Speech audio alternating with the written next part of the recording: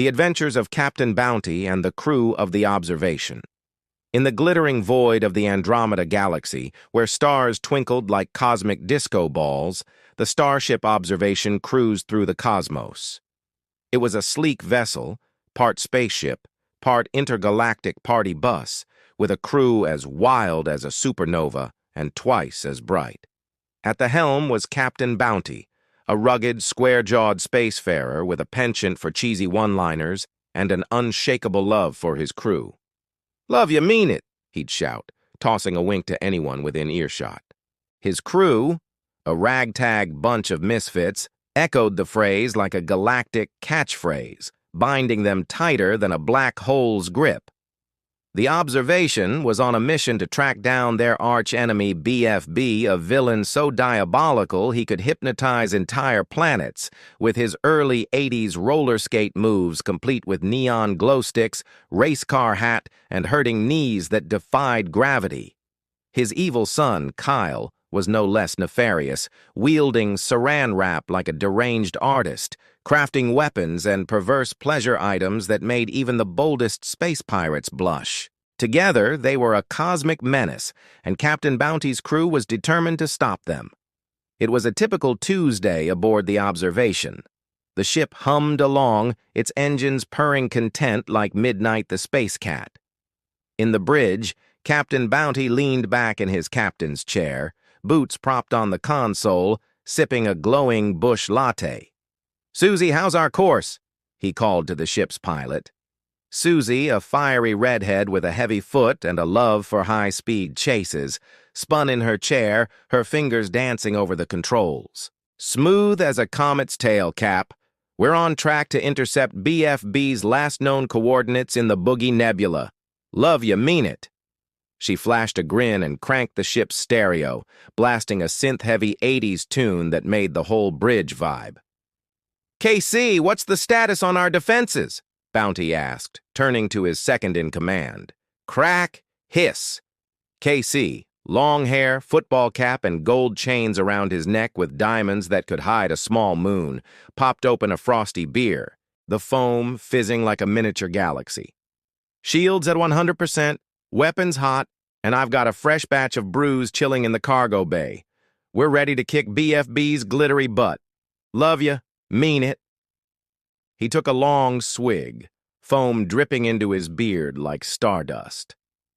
In the corner, D-Fire 042, the ship's male android counselor, lounged on a beanbag, puffing on a glass-tipped blunt that glowed with bioluminescent smoke. His circuits whirred softly, his metallic face etched with a perpetually chill expression.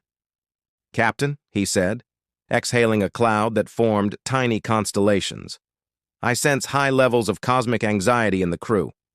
Might I suggest a group therapy session? Or perhaps some dank indica to align our chakras? Love ya, mean it." Bounty chuckled. "Not now, D-Fire 042. We've got a roller skating lunatic to catch. Ginger, any updates on BFB's latest schemes?" Dr. Ginger, the ship's doctor and scientist, and Captain Bounty's wife, strode onto the bridge, her lab coat billowing like a superhero's cape. Her auburn hair was tied back, and her glasses glinted with determination. "I've analyzed BFB's last transmission," she said, tapping her hollow pad. "He's planning to hypnotize the planet Disco 9 with his neon-fueled dance moves. If he succeeds, he'll turn the entire population into his personal backup dancers. Also, Kyle's been spotted wrapping entire asteroids in saran wrap. It's disturbing. Love ya, mean it." Bounty grimaced. "That family's got issues. Sparky, Wren, can we push the engines to get to Disco 9 before BFB's big show?" Down in engineering, Sparky, the husband, and Wren, his wife, the married duo who kept the ship's heart beating, were elbow-deep in a tangle of quantum wires. Sparky, a wiry tech genius with a shock of white hair, shouted through the comms, "Engines are purring, Cap! We can hit warp 9 if Wren stops flirting with the plasma coils." Wren, a brilliant engineer with a knack for blowing things up, accidentally, laughed. "It's not flirting if they spark back. Love you, mean it."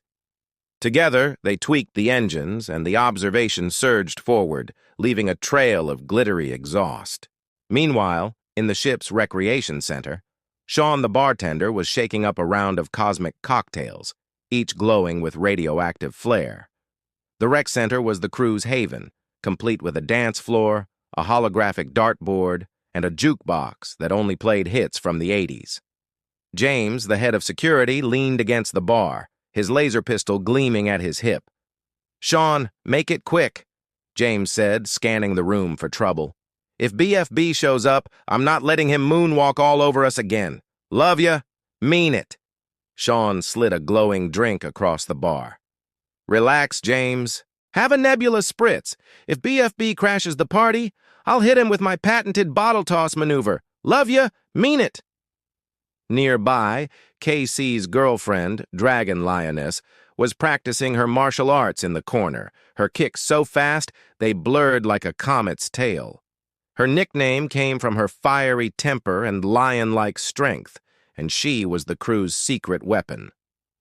"If Kyle tries wrapping me in saran wrap," she growled, "I'll snap him like a glow stick. Love ya, mean it." And then there was Clint, the redcoat, a literal 18th century British soldier inexplicably aboard the ship. No one knew how he got there, but his musket was surprisingly effective against space pirates, and his stiff upper lip made him a fan favorite. "I say, chaps," Clint declared, polishing his bayonet, "this BFB fellow sounds like a right scoundrel.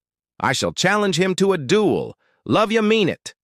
The observation arrived at Disco 9, just as BFB's neon-lit roller rink descended from orbit. The planet's surface was a kaleidoscope of flashing lights and retro beats, with BFB at the center, moonwalking like it was 1982. His neon glow sticks pulsed hypnotically, and the planet's inhabitants were already swaying, entranced. Kyle skulked nearby, wrapping a laser cannon in saran wrap with a creepy grin. "Time to crash this disco," Bounty shouted, rallying his crew. "Susie, get us close. James, ready the security team. Ginger, D-Fire 042, figure out how to break BFB's hypnosis. Sparky, Ren, keep the ship steady. KC, Dragon Lioness, with me. Clint, do your redcoat thing. Love ya, mean it." Crack hiss. KC popped open a beer, chugged it, and grabbed a plasma rifle. "Let's roll, Cap!" Dragon Lioness cracked her knuckles, ready to unleash chaos. Susie piloted the ship into a daring dive, weaving through BFB's laser defenses. "Hold on to your butts!" she yelled, spinning the observation into a barrel roll that made Sean, his cocktails slosh in the rec center. On the planet's surface, BFB spotted the ship and sneered, his perm bouncing like a villainous pom-pom. "You can't stop my groove, Bounty," he taunted, launching into a hypnotic spin that sent neon waves rippling across the crowd. Kyle cackled, hurling saran-wrapped grenades that stuck to everything like cosmic cling film. D-Fire 42, puffing his glass-tipped blunt, analyzed the neon waves with his android brain. "Captain, his hypnosis operates on 120 beats per minute frequency. If we disrupt it with an opposing rhythm, we can break the spell. I recommend heavy metal." He exhaled a smoky pentagram. "Love ya. Mean it." Ginger nodded, tweaking her holopad. "I'll amplify the ship's speakers with a shredding guitar riff. Sparky, Ren, can you boost the signal?" "On it!" Sparky and Ren shouted, rerouting power to the ship's sound system. Within seconds, a blistering metal anthem blasted across Disco 9, shattering BFB's hypnotic beat.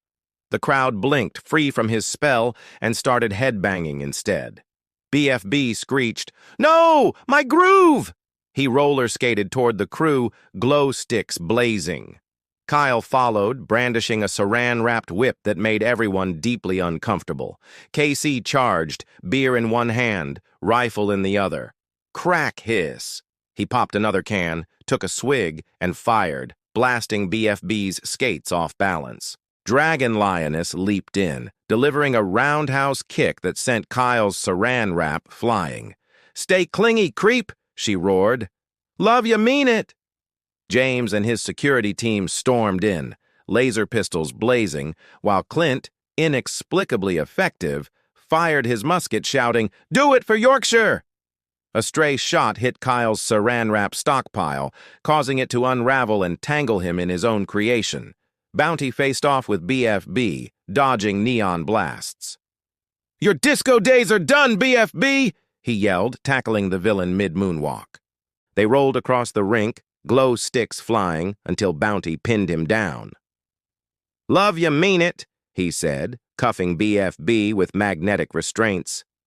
Back on the ship, Sean poured victory drinks, and D-Fire lit a celebratory blunt, its smoke forming a tiny victory sign. Ginger hugged Bounty, whispering, "Nice work, hero. Love ya, mean it." Sparky and Wren hugged, their engineering wizardry saving the day. Susie cranked the music, and even Clint did a stiff attempt at a victory dance. As the observation soared away, Disco 9 safe and BFB and Kyle in the brig, the crew gathered in the rec center. "To another day of saving the galaxy," Bounty toasted, raising his bush latte. "Love ya, mean it," they all shouted, clinking glasses, beers, and blunts, ready for their next cosmic adventure.